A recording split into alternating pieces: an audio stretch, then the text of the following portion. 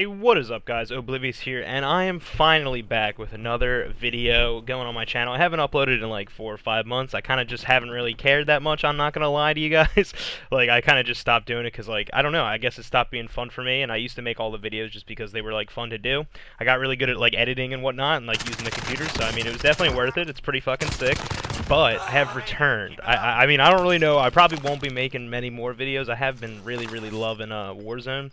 That was always one of the biggest things. That was like I couldn't really find a game that like was kind of like YouTube friendly. Like I literally just play CS, and I would just have to mash up all the games because the games are just far too long. Like they're like 45-minute games, so you just have to. I would just have to do like highlights and stuff. But that's not what we're going to be talking about today. So what we're going to be talking about is the best way to get a Warzone dub. I mean, I guess it's specifically in solos because that's what this game mode took place in. But that's the game mode in this video, I mean. But I guess the kind of the tips and tricks kind of work out for both modes, whether you're playing with 3 people or just your solo. But yeah, I guess we'll start getting into them. So this is kind of just the last like I only was able to record the last 5 minutes of this gameplay because I just wasn't really recording. But then the Xbox, obviously, the Xbox One has a feature where you're allowed to record the last 5 minutes of gameplay. I got it. I had to go on like OneDrive or something and go get it, like retrieve the file, and then here it is right now, obviously. So going into actually, you just saw one of the first tips is heartbeat sensors. So you can find them pretty rare. Like they're not super hard to find. Like you can usually find a few a game, or if you get a bunch of kills, usually someone's gonna drop one. Like someone's just hanging on to one. But yeah, they're hugely important because they're basically like a little UAV. Like, but if you're just smart about them, it just gives you a lot more confidence, like going into buildings and things. Because if you played this game, you know that in solos, people play like absolute fucking like bastards. They're just camping their Anne Frank out here in the attic. It's awful. I don't even know, bro. But I mean, the fucking if only the Nazis had heartbeat sensors. I'm so sorry. I have to keep that in. I'm sorry. I got to. That was a good one.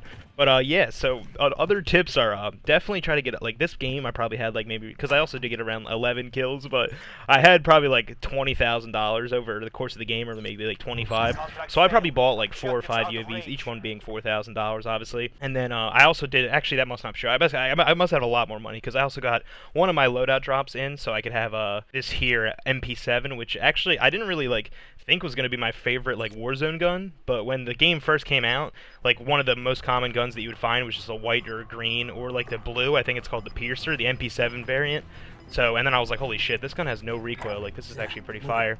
So then I just kind of made like one of my classes that was already basically set up into a perfect Warzone class. So it's that MP7. Maybe I'll make a video on that. I don't really know. Depending on how Warzone goes, maybe you'll see that. I'm not really sure.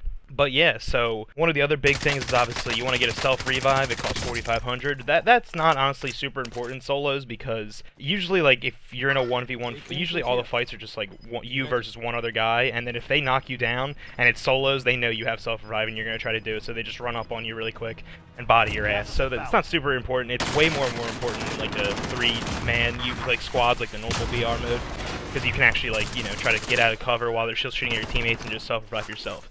But the other thing is the recon flags. I don't know what they're called, like the little missions or intel things where they have a little flag on them. You go get them basically, and you have to go secure a location. And I didn't even know this until literally I think 2 or 3 days ago, but it tells you where the next circle is. It gives you like a little yellow circle inside the white circle and shows where the next circle is going to be. So that's definitely like important because you can basically just like, if you just want to play kind of like slow, you can get a bunch of those challenges done. I think this game I did 3 or 4, and then just kind of go start chilling around the final area, and everyone has to rotate into you, and you can just pick them off. So it is really easy. But that is gonna be it. That's the whole video here. I might be making more videos. This could be my last video ever made. I'm not really sure. But hope you guys are having a great day. Leave a like, subscribe, and goodbye.